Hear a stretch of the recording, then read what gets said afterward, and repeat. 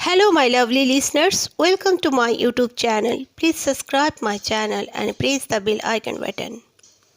Friends, अगर आप लोगों को स्टोरी अच्छी लगे तो प्लीज़ मेरे चैनल को सब्सक्राइब करो, स्टोरी को लाइक करो और अगर ज़्यादा पसंद हो तो अपनी फैमिली और अपने फ्रेंड्स के साथ भी ज़रूर मेरी स्टोरी शेयर कर दो।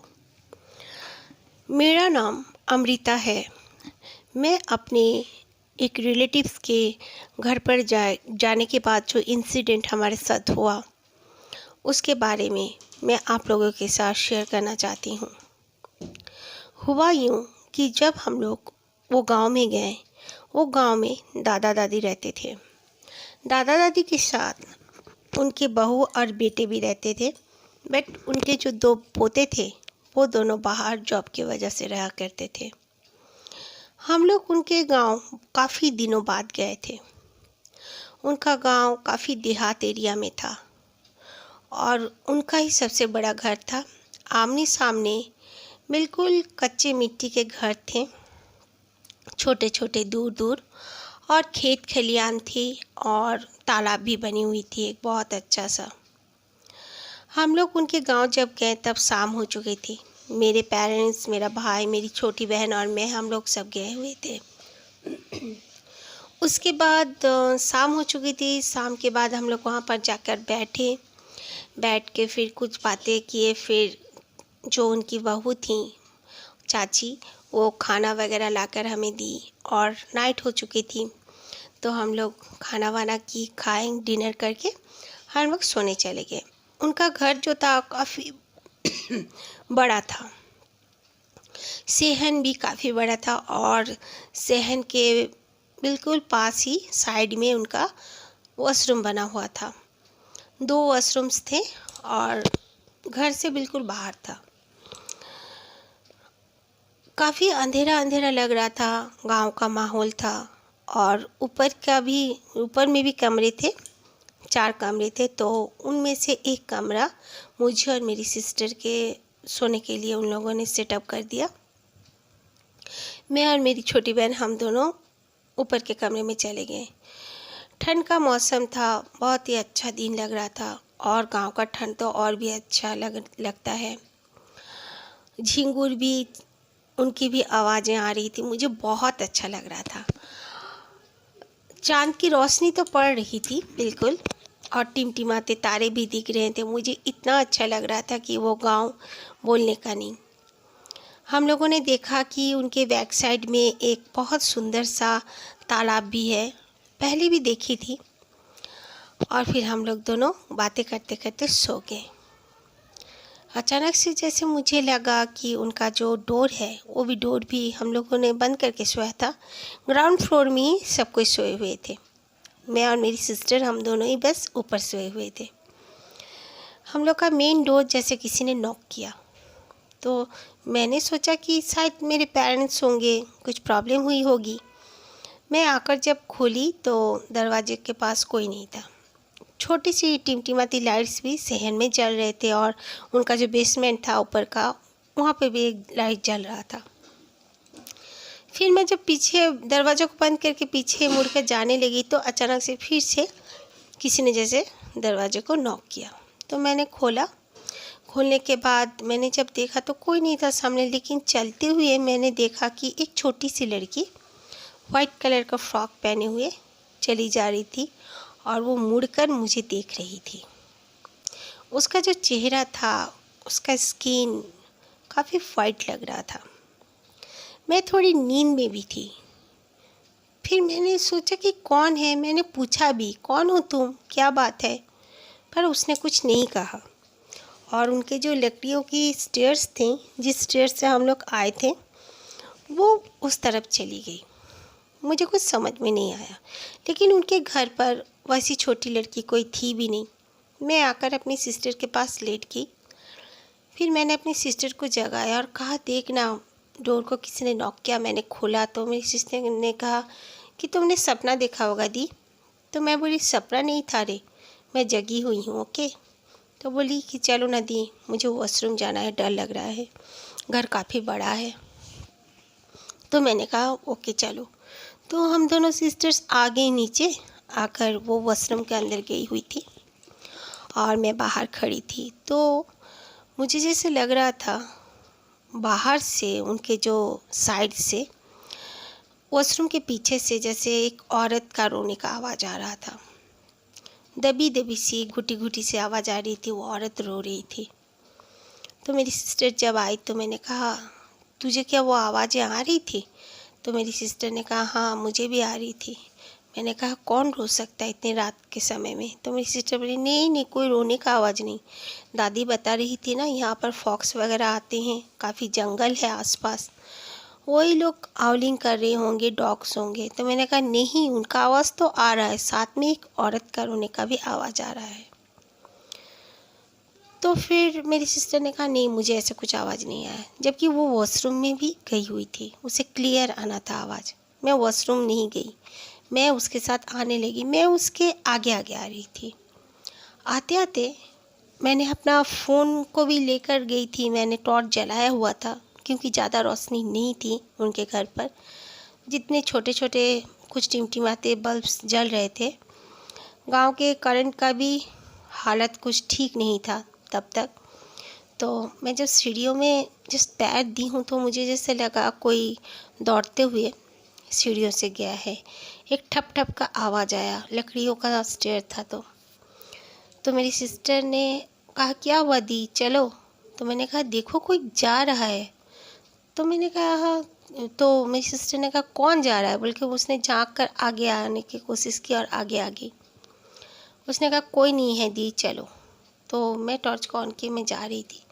फिर मुझे जैसे लगा, मैं नाइट सूट पहनी हुई थी, मेरे कॉलर को पीछे से जैसे किसी ने खींचा है थोड़ा सा। मैंने देखा पीछे कोई नहीं था, क्यों मेरे साथ ऐसे हो रहा था मैं सोचने लगी। फिर इग्नोर की और मैं रूम में चली आई। हम दोनों बहनें सो गए। सुबह हुई। सुबह होने के बाद मेरी सिस्टर्स ने, बहुत अच्छा लग रहा था सुबह, गांव का चिड़िया चहक रहे थे और एकदम सुंदर सा आसमान दिख रहा था, बड़े बड़े पेड़ थे, खेत खलियान। बैक साइड की उस खिड़की से मैं देख रही थी, बहुत मज़ा आ रहा था। फिर मेरी सिस्टर ने कहा कि जल्दी से चलो दीदी, नहा धो लो और नाश्ता करके हम लोग को तालाब के पास जाएंगे, कुछ पिक्स लेंगे। तो मैंने कहा ओके चलो। तो हम दोनों बहनें वैसे किए। तो हमारा जो भाई था वो तब तक सो रहा था।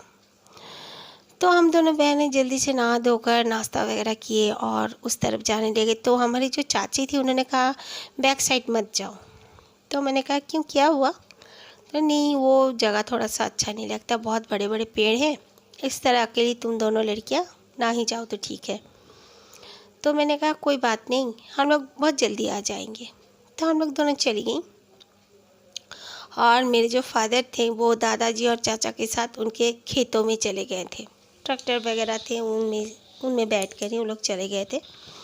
तो हम दोनों बहनें पिक्स ले रही थी और लेते लेते मेरी सिस्टर क्या की, वो थोड़ा सा पीछे हो गई, मतलब पेड़ों के पास जाने लगी पिक्स लेते लेते। बर्ड्स भी थे इधर उधर। फिर वो बर्ड्स, वो जहाँ पेड़ थे बहुत बड़े बड़े, वहाँ पे ज़्यादा बर्ड्स दिख नहीं रहे थे बिल्कुल भी। तो मैंने कहा, चलिए आओ, चलो अंदर चलते हैं, काफ़ी लेट हो चुके हैं। तो उसने कहा रुको। तो मैं एक पत्थर पे बैठ गई और वो अंदर गई थी। फिर वो बहुत ज़ोर से चीखते हुए बाहर आ गई। मैंने कहा, क्या बात है, क्या हुआ? तो वो बोलने लगी कि देखो ना दीदी, मैं आ रही थी रिटर्न तो मेरे सर पे जैसे किसी ने कुछ मारा। मैं पीछे मुड़कर देखी तो एक पैरट था, बिल्कुल कटा फटा सा पैरट। तो मैंने कहा, कटा फटा सा पैरट मैंने भी देखा, वाकई में वो पड़ा हुआ था। तो मेरी सिस्टर को मैंने कहा, चलो अंदर चलते हैं। हम लोग अंदर आकर जब चाची से ये बात कही, मम्मी भी बैठी हुई थी, दादी भी। तो चाची ने कहा, मैंने पहले ही तुम लोगों को मना किया कि बैक साइड में मत जाओ, तुम लोग आगे की तरफ जा सकते थे। तो मैंने कहा, क्या बात है चाची, आप बताओ ना। तो तब दादी ही बताने लगी कि यहाँ पर जो है बहुत सालों से कुछ, सब कोई कहते हैं कि जिन्नातों का बसेरा है। तो यहाँ पर पहले कब्रिस्तान वगैरह भी हुआ करता था, उसके बाद हम लोग घर बनाए हैं। यहाँ पर बिल्कुल देहाती एरिया था, कोई घर बार नहीं था, जंगल एरिया था। तुम्हारे दादाजी लकड़ी की कटाई का बिजनेस वगैरह करते थे, उसके बाद यहाँ पर घर लेकर, गवर्नमेंट का ज़मीन लेकर वो घर बनाए। घर बनाने के बाद हम लोग को बहुत मुसीबतों का सामना करना पड़ा। वो लोग हमें रहने देना भी नहीं चाहते थे। कई बार कई इंसिडेंट के साथ हमें गुजरना पड़ा, जैसे कि छत में जैसे कोई भागा दौड़ी कर रहा है और किचन में बर्तन कोई फेंक देता है, अचानक से सामने से कोई साया गुजर जाना, इस तरह के हमें बहुत इंसिडेंट से हम लोग गुजरे हैं। उसके बाद हम लोगों ने एक जानने वाले, बिल्कुल बहुत ही जानने वाले एक बाबा जी को बुलाकर यहाँ पर लाए। तो उन्होंने पूजा पाठ वगैरह किया और हमारे घर पर उन लोग का कोई आना जाना ना हो सके, उस तरह उन्होंने घर को बांध दिया। और वहाँ पर जो पेड़ों के सामने में तुम लोग गए थे, वहाँ से तो अभी भी रोने की आवाज़ आती है, सांप को हंसने की आवाज़ आती है। लगता है वहाँ पे कोई चहलकदमी कर रहा है। वहाँ पर जाना आना करना मना ही है, इसीलिए मैंने तुम दोनों को मना किया था। चाची ने भी कहा, तो हम लोगों ने सोचा कि हमसे तो गलती हो गई फिर वहाँ पर जाकर। और मैंने कहा, रात को जैसे एक लड़की मैंने देखा था, वो स्टेयर में चढ़ रही थी इस तरह। चाची बोली कि हाँ, कोई कोई गेस्ट आने से उनके पास वो लोग आ ही जाते, लेकिन घर पर इस तरह नहीं आ सकते क्योंकि घर हमारा बंधा हुआ है। कोई डरने की बात नहीं है। और बाय द वे, तुम लोग को अगर डर लगा है कल, तो तुम लोग नीचे ही सो जाना। तो हम लोग उस रात नीचे ही सोए। सोने के बाद मेरी मम्मी और पापा के रूम में ही हम दोनों बहन भी सो गए।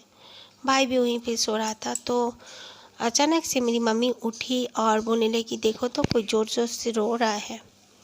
कौन रो सकता है इतने रात के, किसको क्या प्रॉब्लम होगी। तो डैड ने कहा कि सो जाओ चुपचाप, तुम सो जाओ, मैं सुबह तुम्हें बताता हूँ। फिर सुबह हुई, हम लोगों ने सब ने सुना कि कोई औरत जैसे रो रही है। फिर कोई आदमी का ज़ोर ज़ोर से चिल्लाने का आवाज़ भी आ रहा था। हम लोगों ने जब पूछा तो चाची ने कहा, ऐसा कुछ नहीं है, आमने सामने तो ऐसा घर भी नहीं है जो कोई औरत रोएगी, कोई आदमी का चीखने का आवाज़ आएगा। ये सब वो जिन्नातों का कारसर जी है, वो लोग ही करते हैं इस तरह डराने के लिए।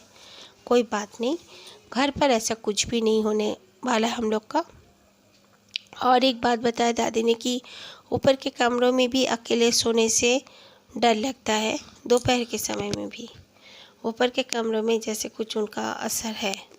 नीचे का कमरे तो उन लोगों ने बांध कर रखा था, लेकिन ऊपर का कुछ असर किए नहीं थे। लेकिन उन लोगों ने इनके जान का कोई नुकसान तो दिया नहीं अब तक, लेकिन गॉड ब्लेस, उनका होने का बिल्कुल पता चल जाता है कि हाँ, वहाँ पर कुछ है। इसीलिए काफ़ी डर लगता है।